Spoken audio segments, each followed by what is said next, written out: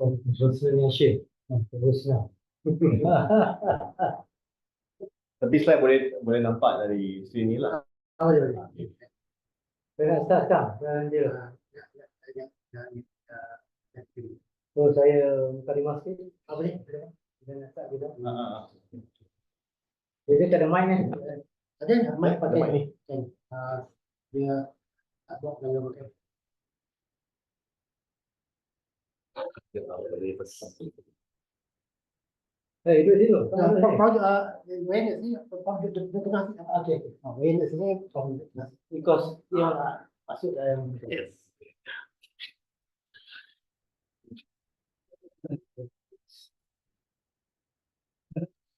Main kau or your kau? So, is yours? Yes.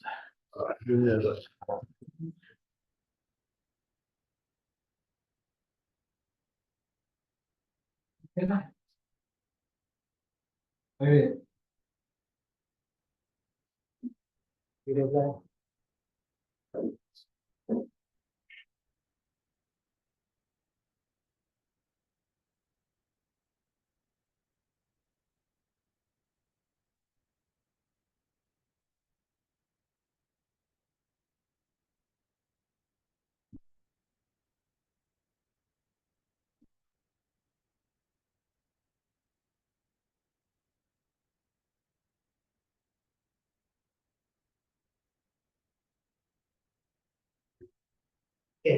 Okay. Baik, jadi boleh nampak. Duduk tengah sikit. Kami ambil dia. Kami nampak. Itu you punya. Aduh, aduh, screen. Nak tengok boleh ke? Aduh, bukan. Okay. Okay. Assalamualaikum warahmatullahi wabarakatuh. We start with Al-Fatihah.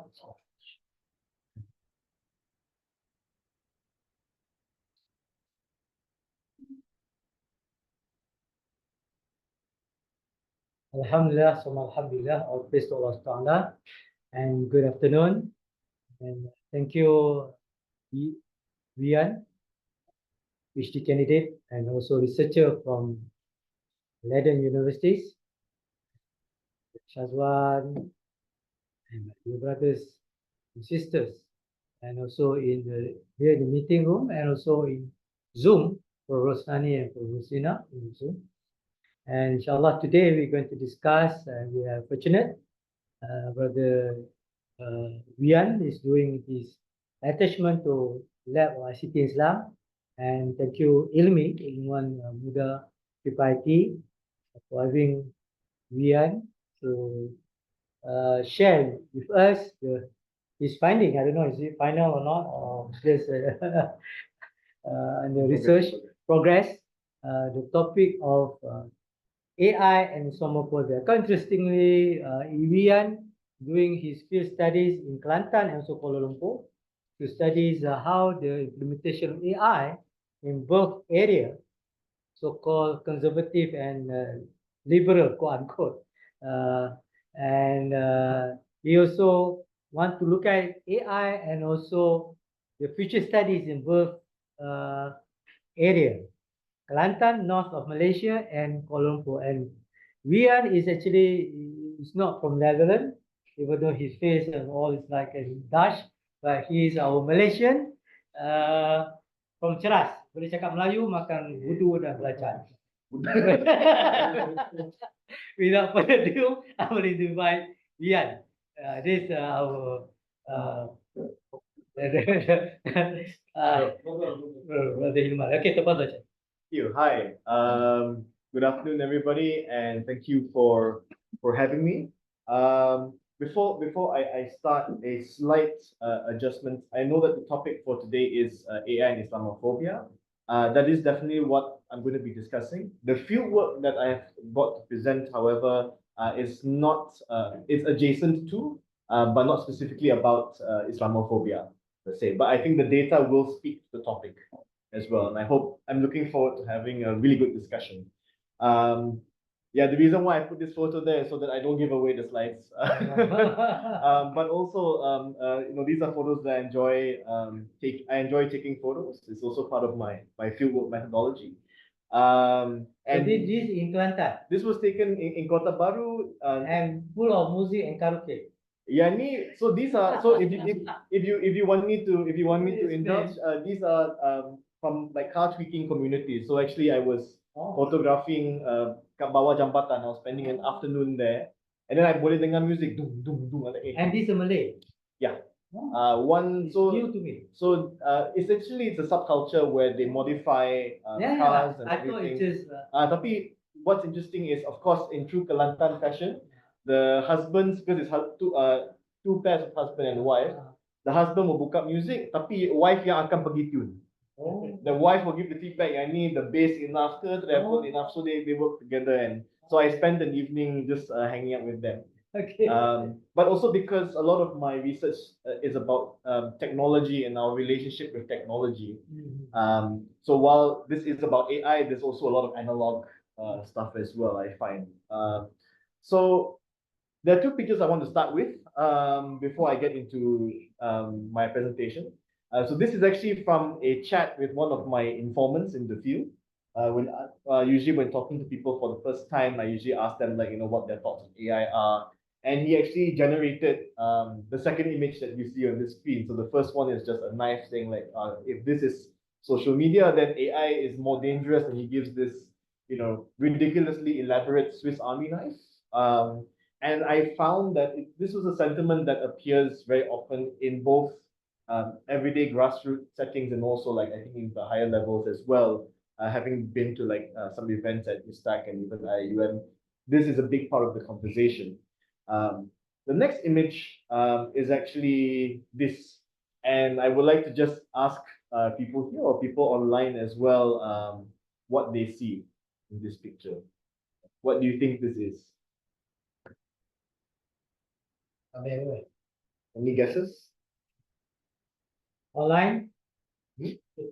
Amalia is here. Amalia. So if anybody would like to guess, Rosnani. Anybody here? Jamiri, what's your guess? Abe, any suggestion? Knife.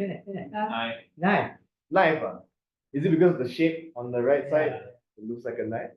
Okay. Maybe I'm influenced by the previous picture. The previous picture. It's also interesting. There were people who also guessed it was actually someone at the grave. Because you boleh nampak dia nampak macam kubur, and then on the left it looks like someone sitting down. In reality, gambar ini gambar rosak because it's actually what happens to film when it expires and dimakan ulat.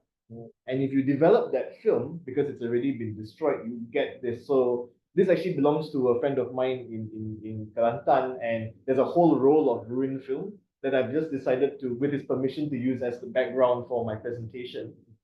But the point of showing these two images is that there is a lot at play when we want to discuss Islamophobia and the internet and AI. And there are two factors at play that seem to be at play. One is the objective knowledge that there is that systems of computing and everything are indeed built with prejudice into them.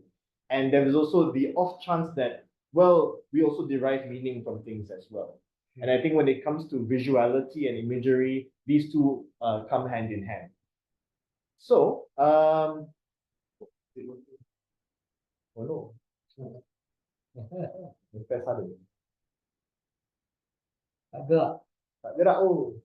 Okay. Okay. Oh, okay. I think this is it. So, a little bit about myself. My name is Weiyan. I'm indeed Cerasmon. I do enjoy Budu when I can get my hands on it. I am currently a PhD candidate at Leiden University, Netherlands. My background is in cultural anthropology. Before going abroad to do my master's and now my PhD, I was actually a school teacher based in Subang. What do you teach? History and English. And my interests are in the realm of material culture. And my research methods often involve multimodal research. And I also really like noise. And noise, I guess it's a term we can unpack later. And so yeah, even this image in the background, by the way, is No. it's noise, but it also comes from the last thing a video camera sees before it dies. Oh. And this is actually a personal camera, yeah, a very old camera that I tried to revive. And for a brief moment, it showed this, and then it died. And then my computer said, oh, the device can no longer be found, and it never turned on again. So this was the last image it recorded, just the static. And what the camera was looking at is in one of the next slides. But so I'm part of a bigger team. This is the project, the One Among Zeros project. The project itself looks at futures, artificial intelligence specifically in the Islamic context in Southeast Asia. There are three PhD students, so I'm one of them. I'm based in Malaysia. There is Daphne, who you see there with her hand up. She's based in Indonesia, and you have James McGrail, who's based in the UK. Sorry, who's based in Singapore. Suriname. I thought Daphne is Suriname. Yes, but she's from Suriname, but she's emigrated to the Netherlands. Yeah. So it's a very eclectic mix. In the middle, that's our supervisor and principal investigator, Bart Pembentang, who has been doing research in Southeast Asia for a very long time. He actually did research on nasheed music in the 90s and With Raihan. 2000s. Oh, Yeah. Yeah. So he's really, really into that scene as well. So when I go for fieldwork, sometimes when I see nasheed CDs, I'm like, you recognize the... And of course he does. So this is the project that I'm attached to. And so this is just a quick overview of the research that I've been doing, because what I'm talking about today is part of my research. I thought you was a Grab driver. I look like a Grab. Actually, when I passed through Virik, the border patrol, because it was raining, I was wearing a red raincoat. They thought I was from PNB. I'm going to fix something or rather. So I've got Very super bike, isn't it? yes, not super. So our research project focuses on AI in Southeast Asia, but three main components: that's governance, education, and entertainment. So at the beginning of this project, I was supposed to be doing most of my investigation on entertainment. The project has changed a lot. But this is just to give an overview of what I've been doing. As mentioned earlier by Prof. Fauzan, I'm working on comparative futuring between the East Coast and the capital. So what we mean by comparative futuring is that in the case of Kelantan, because it's been under a different political party for the past 30 years, the way things operate, also culturally, it's a very different state. So to try and understand from the grassroots level how the future is perceived there and how it is in the capital. So this is part of my comparative research. I also worked with I did a small project with students at UMK Kelantan because they are pioneering a course where Hufas students, or students who want to become a Hufas, are actually going through an Asasi course on IT. So it's supposed to be an effort to create a balanced education where they don't leave their religious studies behind. So they have morning classes where they go to memorize memorize the Quran, and then they have IT classes in between. It's a mix of two. And so these are two of my other fields. The main field that I'm talking about today, I think it's the next slide. Alamak, jam lagi tu. Bateri ada ke? Technological breakdown. Wait. Okay. Whoop. Okay. So really, really quickly, the research methods, because I thought this would be interesting to bring up, is that you're going to see very little theory in this presentation. That's because I work with grounded theory.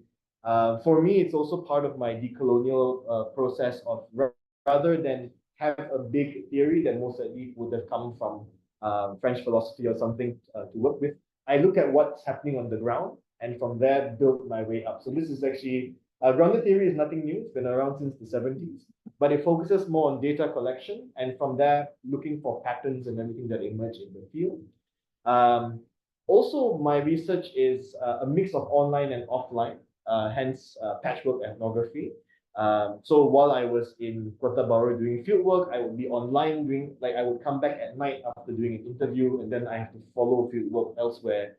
And that's the difficulty with doing multiple sites at once. So what am I talking about today? Okay, now we get to the meat and potatoes.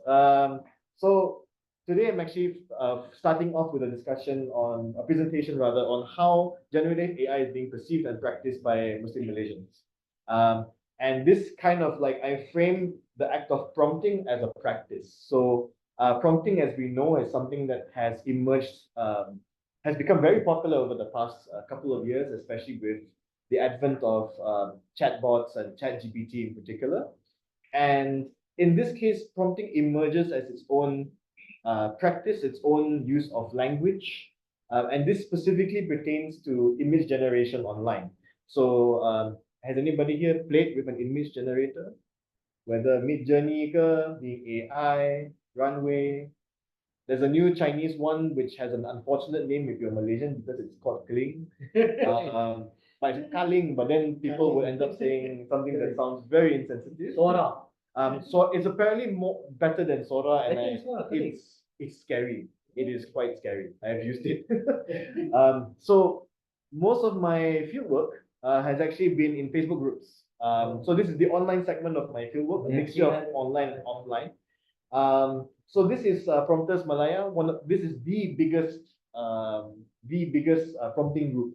So the first time I gave this, I talked about this group was together with Prof. Fauzan in Jakarta. Back then, it only had 260,000 members. I've updated it to the current number of 285,700 members. With a pinch of salt, some of them might be bots, but it's a very, very large community. It's the largest one in Malaysia. Now, prompting groups are while new, they actually have their heritage because I decided to look up, if I looked into the word prompting to see what will show up in terms of groups. You have AI and machine learning groups from as early as 2016, 2017. Most of these have changed their names over time to become more current.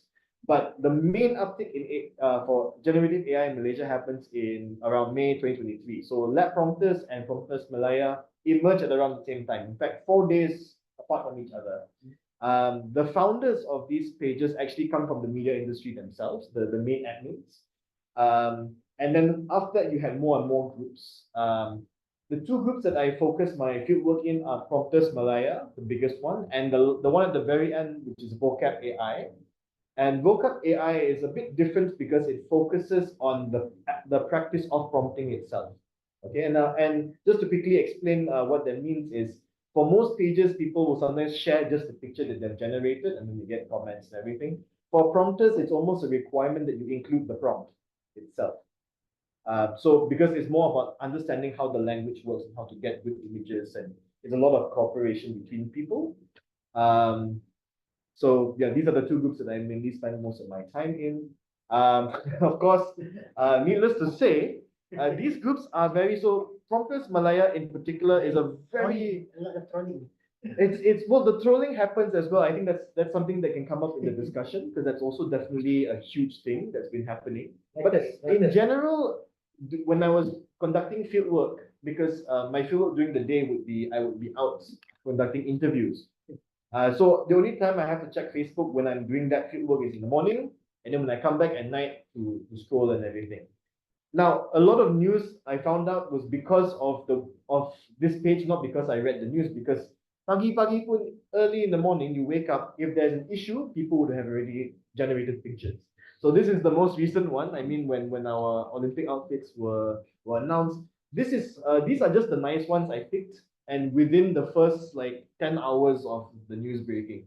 So people just went crazy with generating their own versions and stuff like that. And these pages are very current. The other important thing to note is the majority of the user base are millennials. So this aspect of my fieldwork is kind of focused on people between ages like 30 to their early 50s. There are also some people who are pension also who are on this, just so you know. So most issues, I think we can all tell what these two are. The one on the left was when egg prices were dropped sometime in June, and on the right was of course another current issue regarding the sale of socks at KK Mart, which attracted a lot of backlash. So needless to say, these pages actually usually follow like daily flavors. Okay. Interestingly enough, there are some things that are not don't get traction. So for example, and I'm going to talk about this in a bit, while there is a lot of coverage of especially the plight of Palestinians and the genocide in Gaza, there is only one post on what's happening in Bangladesh. And even that post was only about bringing Malaysians home, not about the actual issue itself. So there are some interesting things that show up in the data in regards to how some issues take priority over others. So needless to say, the big one, in fact, it was because of this that I actually did started doing field work on Facebook again. And that's because pictures, especially the one in the center, I think everyone can recognize that one. It's the most famous AI generated image that's come out of Malaysia, actually. Yes.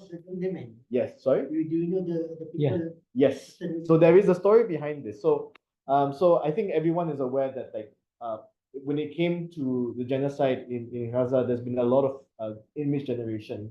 Quite a lot of people I interviewed actually said they started using it because they wanted to participate in being able to express themselves, to share. Because on a lot of these pages, what happens is people would ask, if they post an image, they ask like, oh, can I share this picture on my social media and stuff like that. So this was a huge, it still is to some extent, but this was one of the main driving topics for the past few months.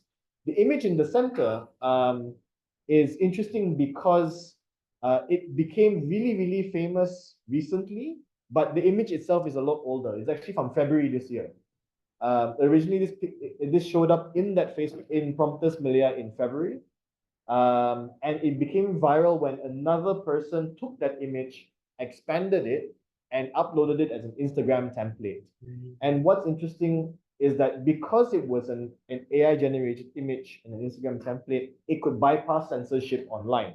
So what happened is you had 44 million people sharing this image. Even celebrities from Hollywood were sharing it, and it's the first time you saw people who were really silent on the issue up to this point actually participating in the activism. And it's because this image was able to bypass the censors. Now, the person who made this image is actually even more interesting. She is a school teacher from Kota Kinabalu, Sabah, Zila. Really, really lovely person as well, very humble. And so when asking her why she generated, why she's participating in all of this, she actually started generating AI imagery because of the Palestinian cause. And this image was definitely like she felt that this was her responsibility as a Muslim, to participate, because in her capacity as a school teacher, what is there to do? And this was the best outlet for her. So she's still active in the group, but this is perhaps the piece that became famous in the group. It was viral internally, and then when it was, I want to say it was kind of stolen from her. It was copied, pasted, and remade into another image and then shared. That one was the one that became very, very viral. But for Zila, she doesn't like who takes the credit for it doesn't really matter, because the point is it was able to be shared with the world. So the interesting thing is that I think having been to Jakarta for a conference and in research spaces, very often we see a lot of data coming in from data scientists, researchers, or even artists for that matter. Most of the people that I've been talking to are indeed just normal people who are not artists, who are not programmers. In fact, one of the two main informants who most of my research is around, one is a housewife and the other is currently working in a cafe in Kota Baru. So a very interesting mix of people, but how their use of technology and their faith comes into it is very interesting. That's what I want to focus on after here. Now, because I'm talking about how a Facebook group works, and because my field work looks quite easy because it's just you log on Facebook, you scroll, you look at stuff, but it's important to pick up on the trends or patterns that happen. And something that turns up a lot in these pages is tiruvasi, copyvation, if you translate it to English. Not the most commonly used term. It comes, I think I've seen it, I've traced it back to a blog post in 2008, 2018. It's more of a corporate term. But on these platforms, what happens is there's a lot of copy and pasting going on. And so tiruvasi is to take something as it is and slightly tweak and innovate it and then put it back out into the world. And on these pages, there are three forms. One is they actually look at an image that's been uploaded, they download that image, they upload it again to ChatGPT and they ask, could you convert this into a prompt? ChatGPT gives them the prompt, and then they re-prompt it to see what comes out the other side. Re-engineering. Reverse engineering. So Reverse reverse engineering prompt. Another one is they actually try to like look at what elements are in the picture and they try to replicate it. And the other is they just copy and paste and they just change a couple of words. So these are the three main ways in which people tend to do this. Now, the interesting thing is that in my interviews, at first I thought like, okay, like, you know, generative AI is you just open the app, you type in a prompt and then you get your image. You know, I want a cat on a bicycle. Okay, orange cat on a bicycle, and then you get your prompt. The thing is, because most of these platforms, earlier on especially, they only accepted prompts in English, you have to do a workaround. So for most Malay speakers especially, they have to translate first and then get it prompt worthy, because translating doesn't necessarily get you the results. So what I would find out from some of the people that I spoke with is that they actually chain together several applications together to get a result. So an example of this would be, I take a prompt that's in English, I translate it into Malay, I then put that back into ChatGPT, which can now understand Malay, and ask it to rephrase it and add descriptive elements, for example. And ChatGPT will do that. Take that and then put it into maybe 2 or 3 different image generators, because each image generator has different biases and they produce different results. So most of the otai in these groups, they know exactly which platform produces what very well. So for example, Bing AI is horrible at producing realistic pictures, because you can tell something from Bing because it has a very glossy look. Midjourney is perhaps one of the most realistic looking, and then you have like Runway and many others, Ideogram. There's too many to keep track of. So this is part of the everyday practice that's there. People upload images, people play around with prompting and stuff like that. So this is where prompting emerges as really a practice in itself. So here are some examples of Tiruvasi. So you have the image on the left was actually a request from someone on the page. Could you generate this image? He did it, asked for feedback. And then you'll see that people ask for permission, like, oh, could we use the post? And then you'd see the variations happen. So if you're scrolling on Facebook and you see, they say, oh, this picture is a Tiruvasi from so-and-so. They actually credit, they tend to, ideally, they credit who it was who posted the original image, who influenced them to try and copy it. And you'll see it kind of functions as its own thread. And you just see an evolution of pictures. This is another example. One thing that's interesting is that most of the time, if it does feature predominantly a woman, she will have flowers around it. And I did actually ask someone about this because she always generated images of her with flowers inside. And the response was, because I'm a woman and therefore I need to have like pink flowers. And okay, you know. But so these are across different platforms as well. Okay, so these are just like snapshots of the activities that happen on these pages. What is interesting is that these pages also kind of have their own guidelines as well. So this is where we're starting to venture into Islamophobia and the algorithmic gaze towards Muslims. Now, these posts are actually pinned on the page itself. And these were submitted by users, because most of the people who are generating, they notice that when they want to generate certain things, it's very hard, especially earlier on. And when I was interviewing people about, in particular, the images of people performing the Hajj, what we kind of concluded was that there's a chance that because of the data set, if you're saying, whenever you say like, I want a photo of me at a place, like person and place, it may be drawing data from tourist pictures. And in tourist pictures, usually it's a picture of you. And then in the background is like the Taj Mahal or the KL Twin Towers or whatever.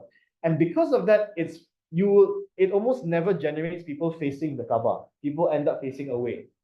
And these are one of the ways in which AI engines actually really get it wrong when it comes to portraying Islam or Islamic elements as well. The other way around. Yes. So the people I spoke to, because like for me as a non-Muslim, it's also very eye-opening when people point out things that I don't notice. So for me, I notice, okay, they're not facing the car park, that's already problematic.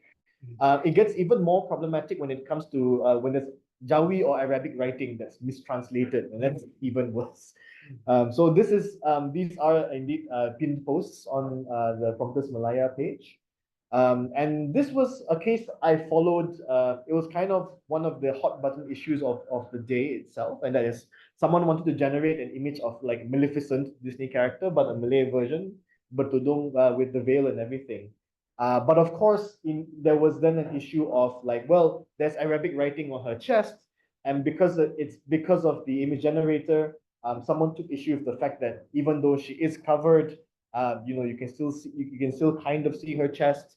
And there were many conversations that actually followed this particular line of not so much whether something is halal or appropriate, but whether the person should have prompted this or uploaded it in the first place. And this is where I've titled this slide, the line between intention and algorithm. So niat being intentionality, and that is, well, I asked a question that didn't, unfortunately, no one answered my question, but I asked in this thread, when it comes to something like this, if we are prompting an image, right? Is it the fault of the person inputting the data, or is it because of the data set that and the AI itself that produces the image that is against what you would have ideally wanted?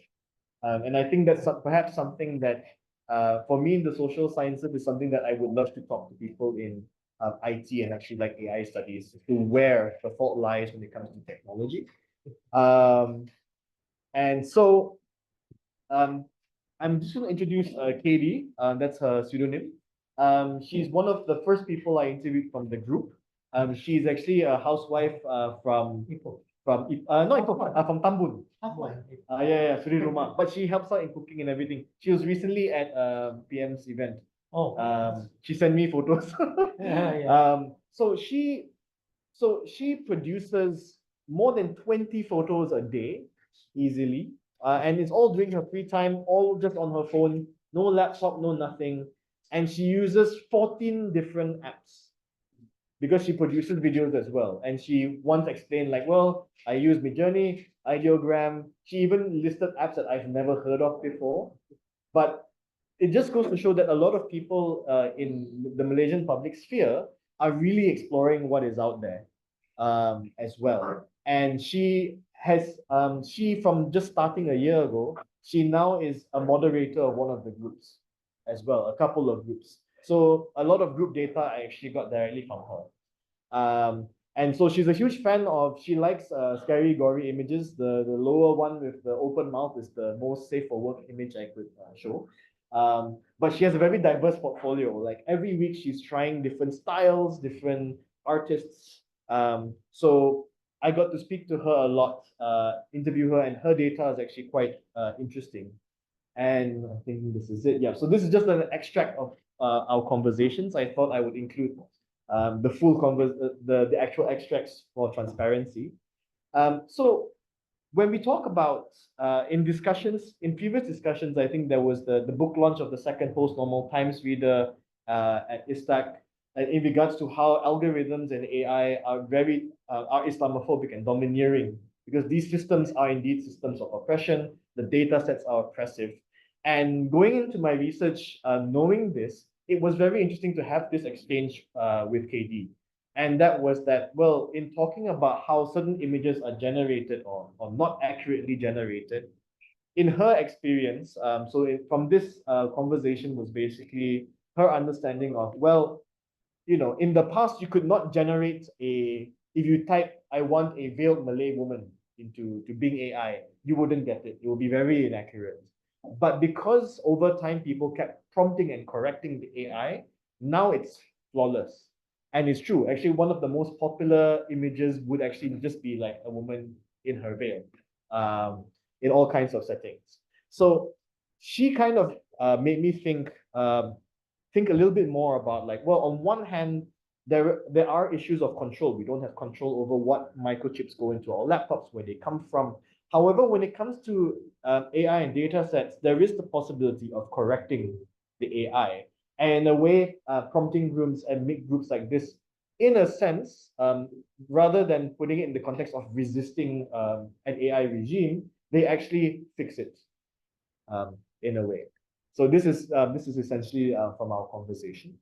I'm going to double check what my next slide is. Aha! So this was actually from an experiment I did, although I don't think I can show the first layer. Alamak. Okay.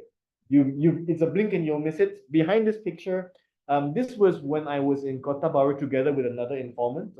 On this day, I was actually following him while he was working. And we decided to generate images of Hang Tuah and Hang Jebat hanging out in front of our house. Now, unfortunately, it doesn't display the image beneath it. But if you like, okay, look at your top left, you'll see it very, very briefly. Like if you look at it now, did you notice the guy with the suit? I'm going to do it one more time. There's a guy with the suit on the left. Now, that's because the first image that Midjourney generated was a white guy in a suit. Basically John Wick, but like with Minangkabau architecture behind him. And it took us 2 hours of trying to find the right prompt. Like, okay, is like, you cannot just say Malaccan Sultanate because there was not enough data. You had to go, okay, Minangkabau architecture, 1500s. You then had to describe, okay, like elderly Malay man. And you have to substitute words. Sometimes Malay doesn't work. Okay, maybe Javanese, maybe you look for something that there's enough data. And this was the closest we got. We did not even bother trying to make a keris because even till this day in these Facebook groups, trying to make even the hilt of the keris is very difficult because there's not enough data. So something that a few people in the prompting group have been doing lately is trying to ensure that there is enough data so that you can actually generate a proper keris. I didn't include it in this presentation, but I do have a compilation of people attempting to generate a keris. And even to get the wavy blade, it's very hard. You have to type a sword with a wavy blade, and then it has to narrow down to the tip, so you have to be very descriptive. And even then, there's a chance the AI will not understand it. So there's not enough data in the data set for some things, which is a huge issue when it comes to the representation of Muslims, let alone Southeast Asia for that matter. The next person I do want to talk about is someone who actually uses AI directly, image generation directly to create Islamic content. When I started my research, I was actually quite curious as to, what is Islamic art or what is Islamic content creation? And Malaysia has been a very interesting country because we're very interesting in the sense that we have experimented with many, many different forms. From the beginnings of starting the halal industries in the 90s and everything to having our own stations. I think the evolution of Islamic media in Malaysia is really, really worthy of its own research project. So this is Muhammad, and this was actually an image I had him send to me. I asked him to make a self-portrait of himself, and he didn't send me the picture he took of himself, so I just drew him down there. But it's the combination of 3 images that he funneled through Midjourney to create that final image at the end. So he titled it "It's Still You," and he runs his own online platform called Darjat. Currently, I think he's not updating at the moment, but he was, at the time that we met, he was working on an Islamic calendar, which I I brought with me. I actually have it at home. So he was actually working on the art for this calendar. And so I spent a lot of time with him, like, okay, how do you prompt something that becomes, what is Islamic? Basically was my question to him. And so a lot of his work, it's quite intellectually engaging. Wait, but, yeah. Oh, no. Okay, so this was one of the images that he generated. This is in his calendar as well. So we were talking about, so he's someone who actually has like collections of Japanese films. He loves watching movies. When he types a prompt, it's usually more advanced than normal people. He will include the film reference, the cinematographer, the camera that's used. So he's quite an advanced user. And so these images were actually he was inspired by, and I thought this was interesting because it's otherwise an Orientalist film. It was inspired by Lawrence of Arabia. At least the visuals were. The bottom is actually like, that's the about, his about page. And the inspiration for these images was basically about being able to find the light no matter what. And so these are the details that he looks for when he's prompting, and he will keep generating till he gets something that aligns with what he's looking for. Okay. Another interesting aspect of his work is that he is also quite often inspired by what's around. So the image on the right was one of the first images like we were discussing, and that was like, when it comes to women, there was a lot of pink and flowers. And on one hand, we could have had a conversation about gender roles, but it was really, he then said like, well, I wanted to generate images that were very similar to Christine Dior advertisements. And when I did ask him like why he did that, because sometimes it's like, well, is it imitating these companies and stuff like that? His answer was, well, like, Christine Dior's life is interesting as well, like how she became famous and how she sells this lifestyle. But at the same time, his images kind of subvert that image. Because for instance, and this is because when we were discussing where his philosophy and approach to prompting comes from, he mentioned that name, Muhammad Almadi Jenkins, who is the founder of our KMS syllabus in Malaysia, who emigrated from the US. And he coined the term, well, I wouldn't say he coined the term because I think Syed Nakib Al-Atas takes more credit in terms of material secularism in this regard. But to see this argument that I usually see in more academic spaces brought into someone's everyday practice was quite interesting. So this practice of taking art that comes from the secular world, which when framed through Syed Nakib Al-Atas' point of view is a problematic lens, and subverting it by changing the imagery itself. So in a way, his work becomes a form of subversion and a form of activism as well. Because when we were discussing this photo, he said like, well, this is my way of displaying like the beauty of Islam and also the way women should be in their natural element, according to him. So these are just some thoughts at the moment. The first one is that, well, currently in my current stage of research, it is kind of obvious that prompting itself as a practice, like it can be seen as a political act of recoding and re-embedding Islamic values into technology itself.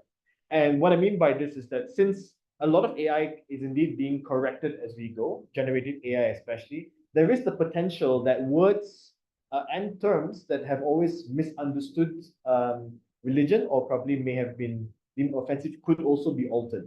And this comes down to the semantics of AI generation. I regret not putting in one more example on what I mean by this, but when prompting, and for anyone who is indeed an AI a data scientist, please correct me on this. The understanding of how large language models function is that depending on the pool of data and the words you have in there, words associate with certain things differently and can change over time.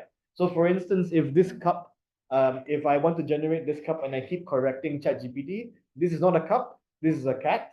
Eventually, if I type cat, I will get a cup because I've trained the model in that way. So in that sense, what I've observed in these groups is precisely that, because especially vocab AI, which is one of the other groups, they focus on the language of prompting itself.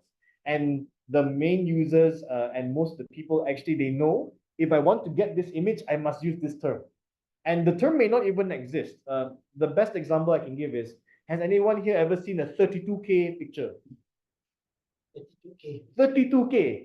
We have barely touched 8K, but 32K, 48K, the resolution. So a lot of people, because again, most of the users are not tech people, not art people. So sometimes you would get terms like, oh, I want a 32K image, but it's like, no, 4K, you don't even the image is generated, it's not even HD. But the understanding is, no, I want like very high def. So over time, and I did this as an experiment with one of the people I was interviewing, if you do type 38K or 48K, it does sharpen the image a bit more because enough people have prompted that word. So you have, it does not exist. So you have some words that don't exist that still will mean something after a while. And currently me and the admin of that group, what we're trying to do is compile all of the prompts that have been made and to try and do a word cloud to see what are some of these words. So in a sense, this is where there's a lot of coding and recoding of the discourse. Now, so the second point is because my research was a lot on Facebook. It does show what specifically millennials are doing with the technology. I do regret not being able to engage with Gen Alpha or Gen Z, but this is mostly the millennials I encountered. And a lot of it does engage with political news on a daily basis. But like as I said earlier, there is some issues do matter more than others, and that's something that I am also genuinely curious about. Because I think when we get to a discussion on Islamophobia, that might also come up as well. Now, the third one I just mentioned, like prompting itself is a process, it's a different process. I wouldn't say that it's not here to replace, this is where my research kind of deviates away from the conversation about artists versus prompters, because the act of prompting itself is a very different process to get a result. So I'm just looking at it as its own process. I understand that when it comes to the actual ethics of data, there's a lot of problems with AI art, that a lot of the assets are indeed stolen without the permission of artists. And while acknowledging that is a huge problem, that kind of sits outside the purview of my research at the moment. And next is the fact that this is indeed a collaborative process. And I think discussing like where the boundaries of intention and output might be quite interesting between the data sciences and social sciences. And finally, the virality of the All Eyes on Rafah incident and I'm sorry, the surpasses censorship. While this is very innovative, so this is where I'm a bit skeptical, and skeptical, cautiously optimistic at the same time. While All Eyes on Rafah was a very interesting case study for how a message about the genocide was able to go beyond the censors, the fact that it has to happen, the fact that you need a workaround just to post something, highlights the biases in the overall system and the amount of censorship. And I think this morning's incident with the Prime Minister's post being removed by Meta is an extension of this. So it definitely highlights that the biggest structural issues are definitely like that's still the big evil when it comes to Islamophobia in particular. So yeah, these are my thoughts from my findings, and I'm very much looking forward to extending this discussion to discussing AI and Islamophobia. But what I will say from this data is that it does show that from the grassroots, at least for just everyday people who are using the technology, that there is a particular enthusiasm and an understanding of the technology and how it factors into expressions of faith, and to some extent into bigger political issues and discourse as well, which hopefully can interface with what's been going on at these institutes as well. So yeah. Thank you. Thank you, Weiyan. Now I open to the floor for any questions or any clarifications, or maybe you want to add comment. I know how many in the groups and Zoom. One? Yes, two. Two. Sewan Jasima. Okay, Sewan Jasima. Okay, Amalia or anyone here? Abel, you want to ask? A very good talk.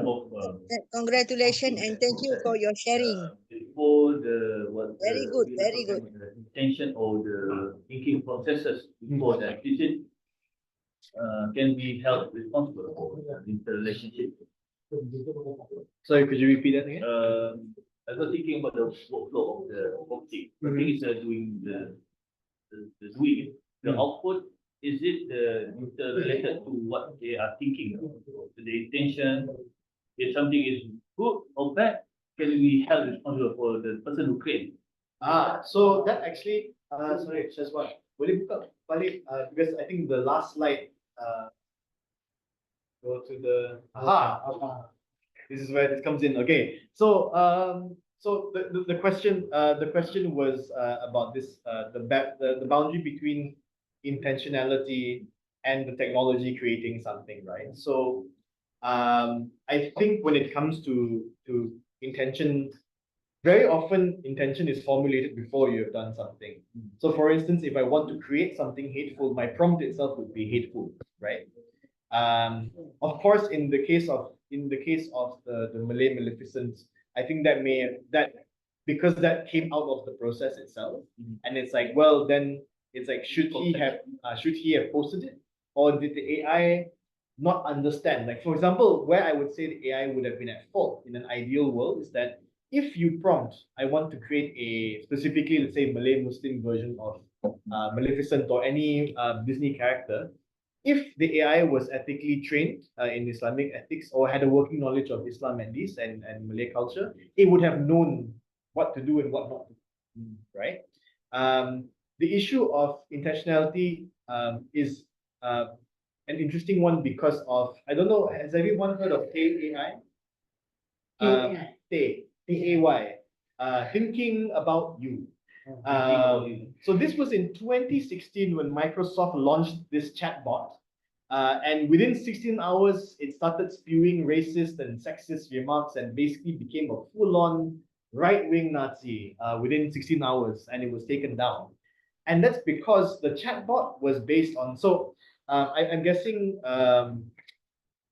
so essentially the chatbot was just left open, completely open, and it will formulate and build its personality based on the conversations it would have. Now, of course, in this sense, you can treat it kind of like a child. If you have a child that knows nothing about the world, because neural networks are essentially kind of blank, and they learn over time. If your input data, what you teach it, is wrong, it's going to mirror that back to you. And that's exactly what happened with Tay AI. She's not the only AI chatbot to basically become evil within a short time period, but it definitely reflects the data going in.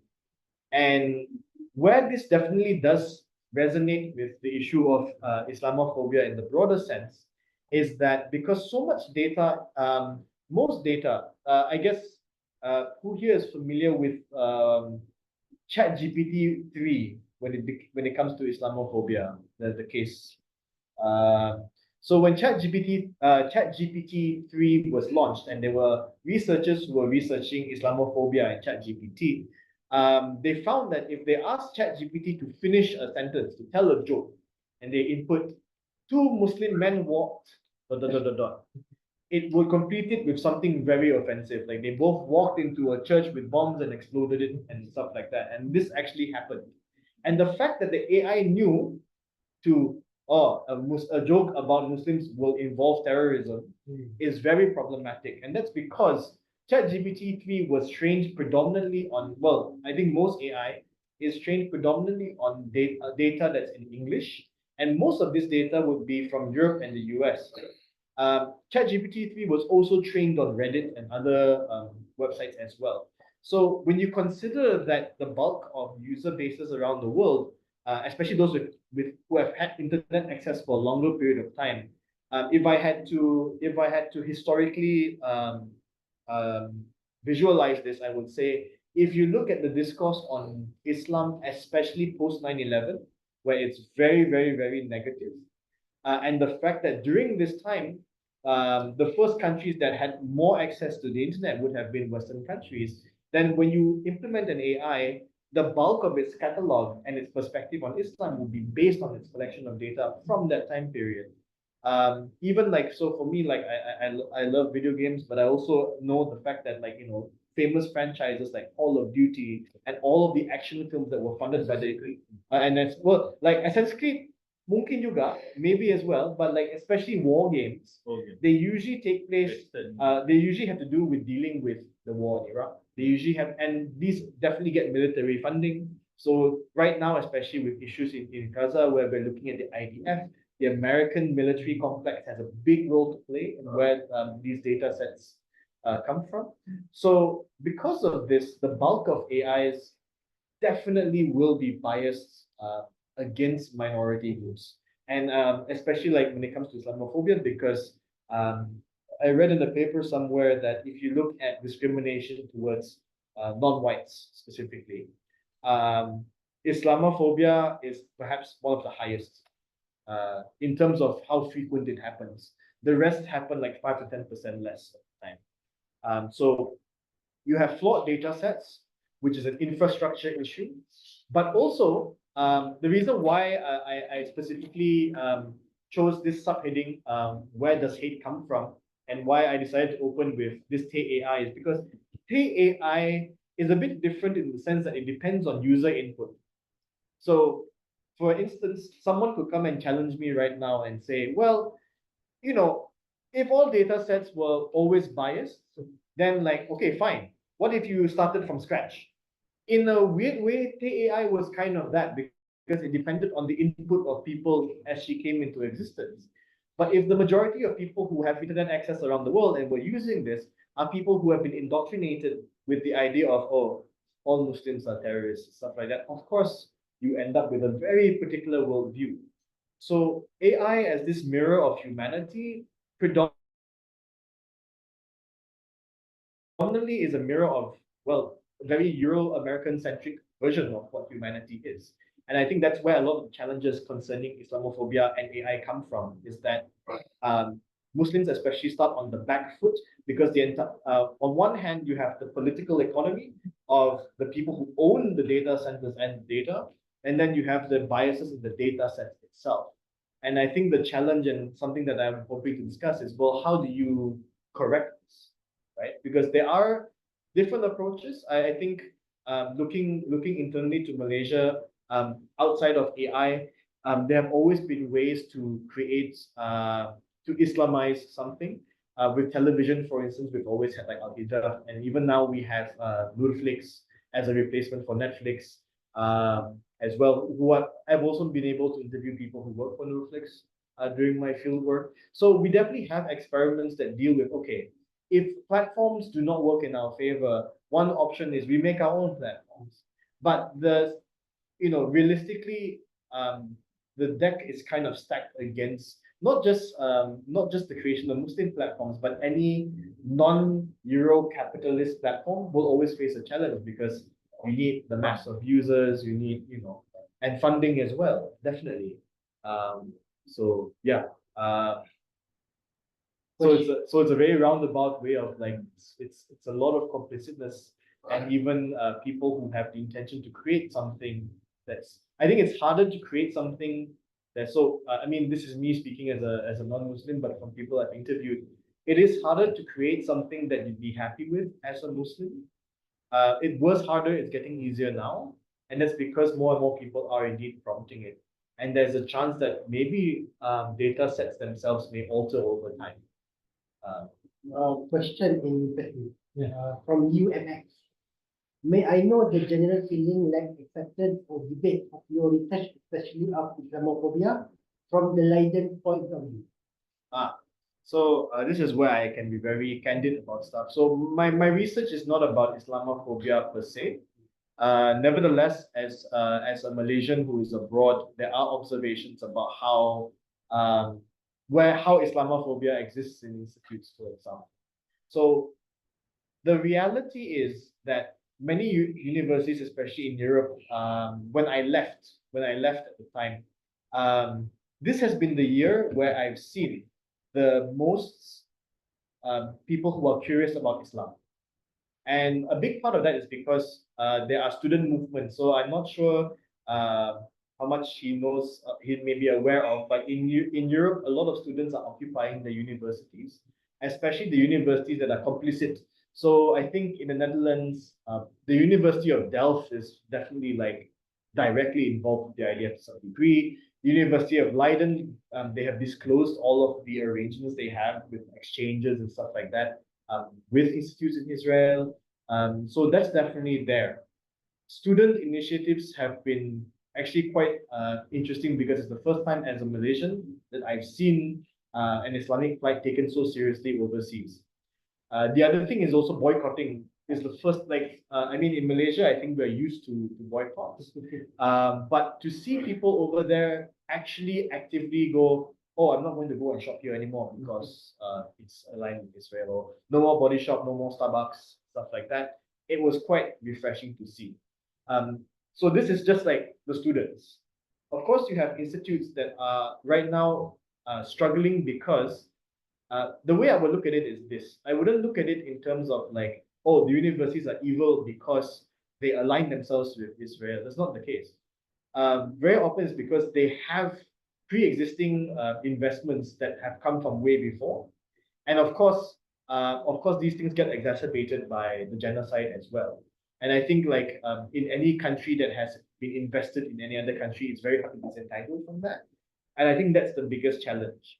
I am, however, very upset by how slow the universities were to even elicit a response to this. In fact, they still stop shy of actually using the word genocide, and it's not something that's posted about or like talked about very often, if I'm being completely honest. So the institutes are painfully slow, and the students are actually doing more.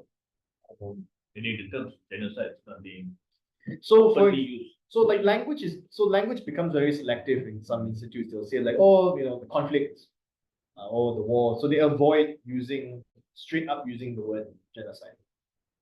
So you have mostly staff like lecturers and everything. So in Leiden, for example, we have teach-ins where after class they have actually big sessions where the university staff will go and educate people about the history of Gaza and stuff like that as well.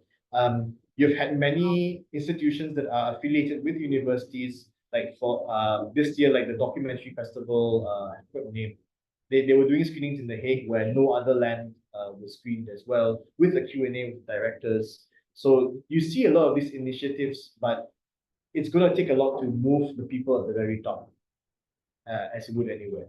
Yeah, I hope that gives a overview. Thank you. Other questions?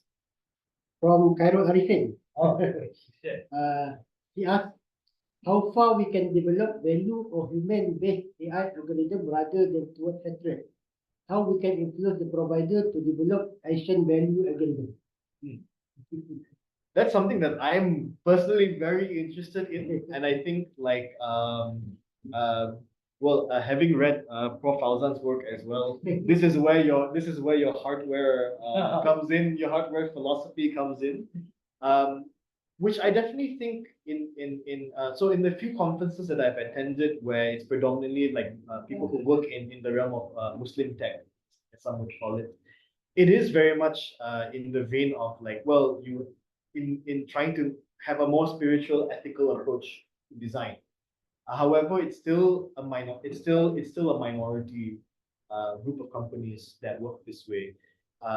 So I think that definitely is going to take time. I do think this is also a question that Prof. Alzan might have more insight on. What I do know is outside of AI though. So I've also done some field work because my field work was very broad. I've done some field work in just going to trade fairs. So and one thing that we've had for a very long time is the halal logo, or the evolution of the halal logo, and its use. So for example, sometimes there's a meme of like, oh, why does Indonesia have halal fridges? Or what is a Sharia compliant television? So I went to actually interview people who make these things. And so this, while not to do with AI specifically, has to do with how the practice of ethics slowly makes its way into things. And maybe this is an optimistic view. So this year I was at the trade fair where I saw a television, it was a touchscreen interface television, and it says ISO compliant and Sharia compliant. And I was like, what's a Sharia compliant television? And so I asked the person who was there, and she explained like, well, like in the supply chain, on one hand, very often people think, oh, halal is limited to just porcine and alcohol. But for some companies, it's like, no, it's are you exploiting your workers? Are you using environmentally friendly means of production? And these things have expanded the ethics of what goes into making something halal. For this company, it was a matter of, well, you also have to know who you're selling your TVs to. And so she gave an example of recently, and it's a bit timely because now there's an issue with the beer company donating money to a school. But recently, they had a client who was a beer company that wanted to buy TVs from them. And she said, no, you cannot, it's haram. We cannot sell you these TVs because you're a beer company. However, the company was buying the TVs as part of their CSR to donate to schools. And that's different because that aligns itself with the values, and therefore, okay, then they made it permissible to sell. So that's one example of how it's been happening. I mean, outside of AI, but like in things like the halal logo and everything, I think there's an evolution happening in that space. And every year that I've gone to Mihas, 3 years now, more and more international booths, which only means that this is probably expanding. So maybe this is like a slow process, but I kind of see it in the manufacturing sector. But as for AI, I think Prof. Fauzan would definitely will probably have more thoughts. No, it's okay, I pass. Prof. One, maybe you want to ask question? In Yeah. Zoom, you can ask question, you can unmute. If anyone in the Zoom, Anyone else? No one want to close because the icon is already closed, just now, automatically. But we have this Weiyan and Salah. they, Yeah. oh, yeah. I mean, I can add that when it comes to coding, like I think ethical coding, it's definitely something that as a researcher it definitely interests me a lot. Especially within like the space of the Islamic space as well, because it kind of aligns itself a lot with a lot of issues. I think for one way, I think if anyone who is listening who maybe works in programming or IT is that, well, if you the way that I've kind of understood a lot of things happening in Islamic spaces when it comes to science is that for non-Muslims it's digestible when it's presented as a code of ethics, because it's a different form of ethics, like why you do something, why it has to be done this way and not that way. And for me, that's what appeals to me the most. And so in many ways, when I was asking people about like, Sharia compliant TVs or halal socks from Sumatra, the halal socks thing was because they use organic cotton and they don't use slave labor, and that's why it's halal. It becomes a very interesting check and balance for things like the fair trade label. Because in the West, you would have fair trade label, it's supposed to be organic and everything, but it's also a very corrupt label. There are not as many checks and balances for the fair trade label as they are for the halal label, for example. So where there's a big opportunity, I find, in ensuring a more humane, ethical approach, we already have that happening. I think it's a matter of expanding it and making people see it differently. So as a non-Muslim, I understand the dimensionality better when I look at it through the lens of ethics. Well, thank you, Weiyan. We can close now. Yeah. You and hopefully you finish your PhD and motivate other friends that are going through their PhD soon. Dr. Shazwan, Dr. Hirman, Dr. All future doctors. Dr. Abel, come up with Fahmi, Huh? Fahmi. Fahmi, and Dr. Siap tak mahu tu kan. Okay, we stop here and close here.